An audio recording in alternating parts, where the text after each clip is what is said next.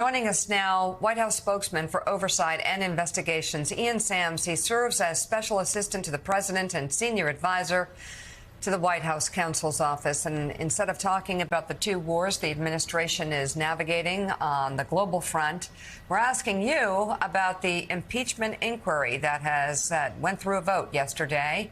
How does the White House plan to deal with this? Well, look, I think that I was listening to your previous conversation, and it really lays out the stakes of what's happening both in the country and the world right now. We have really serious challenges, and these House Republicans don't seem to be serious people. They're launching an impeachment inquiry based on lies with no evidence while jetting out of town and leaving Ukraine aid on the table. I mean, this is really frightening behavior and unserious behavior. Look, on the impeachment inquiry, they've been investigating this president all year long. Actually, in fact, they've been investigating this president for 4 years. The Senate Republicans, before he was even elected president, investigated these same allegations. And now, all year long, they've been probing and investigating and subpoenaing and doing all the things that they do to try to drum up some type of wrongdoing by President Biden to try to attack him and use politically. And over again, they've found nothing. After 100,000 pages of documents, 40 hours of witness interviews. These are the things they've already gotten, and they haven't found a single shred of evidence of any wrongdoing by President Biden because there is no evidence of wrongdoing by President Biden. So as we move forward with this inquiry, whatever that is, they haven't really laid out exactly what they're trying to do here. We're going to keep pushing back and keep putting the facts out there for the American people to see that this is actually a baseless smear that is all motivated by politics and not by anything real. So, Ian, if you consider what you're just speaking about right now, the intent of the Republicans who seemingly cannot govern, but their sole intent is to impeach President Biden, and you consider what's happening with the funding for Ukraine, further funding for Ukraine, and the other half of a lit fuse in the Middle East, Gaza, what does the White House do about there seems to be out in the country a creeping sense of isolationism to all of these problems that are on the president's desk? What does the White House do about confronting and explaining to the American people the true importance of Ukraine, of Gaza, and of dealing with all of that?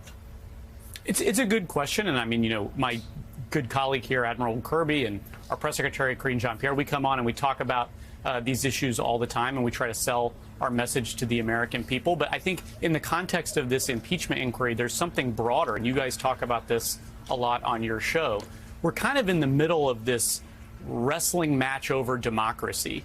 Look back to January 6th. Look at the concentrated effort led by Republicans in Congress to try to invalidate the results of the presidential election and stop President Biden from taking office.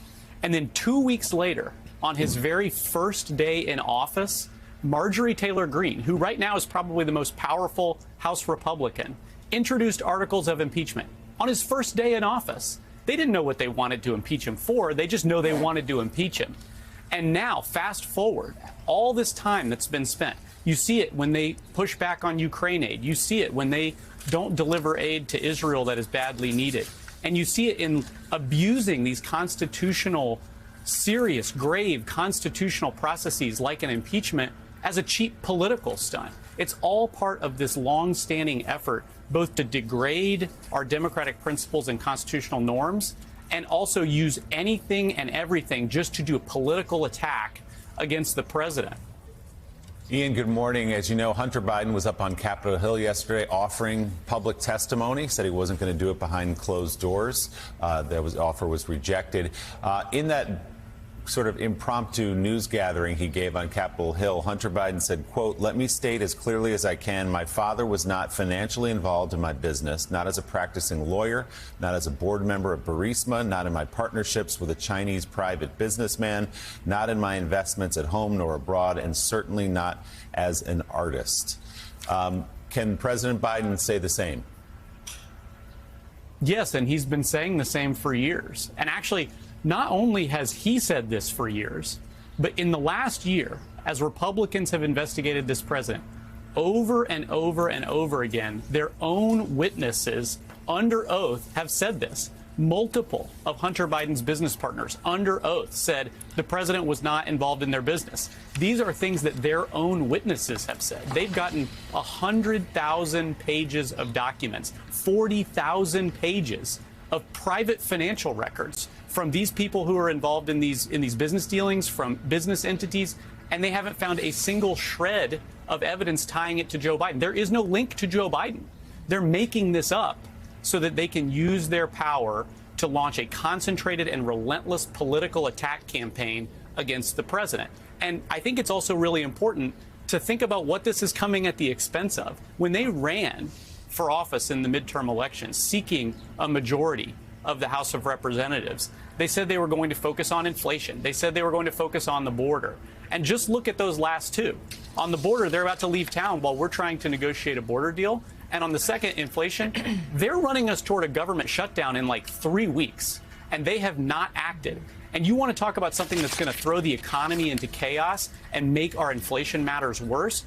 Think about a government shutdown. And these are the things that House Republicans are punting off, not handling, not working on, so that they can waste their time on the House floor on a baseless impeachment exercise just to politically go after the president. All right, White House spokesman for oversight and investigations, Ian Sams, thank you very much for being on this morning.